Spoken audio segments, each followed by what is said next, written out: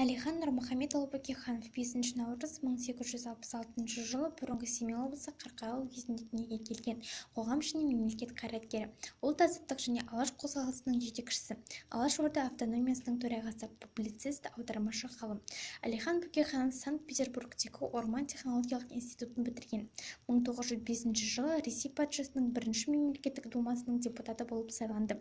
1905 жылы Ресейдің алғашқы революция қозғалысы басталған кезде де қазақ жеріндегі зиялы қауымдар қазақтың тіліне, дініне, жеріне, сот мәселесіне, жалпы қазақтың болашағына байланысты алғашқы саяси тұғырламасын қағаз бетіне түсірген.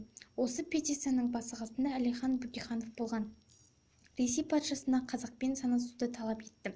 Осыдан кейін Әлихан Бөкейханов атамыздың ұйымдастыруымен 1913 жылы 2 ақпанда қазақ газеті жарық көрді.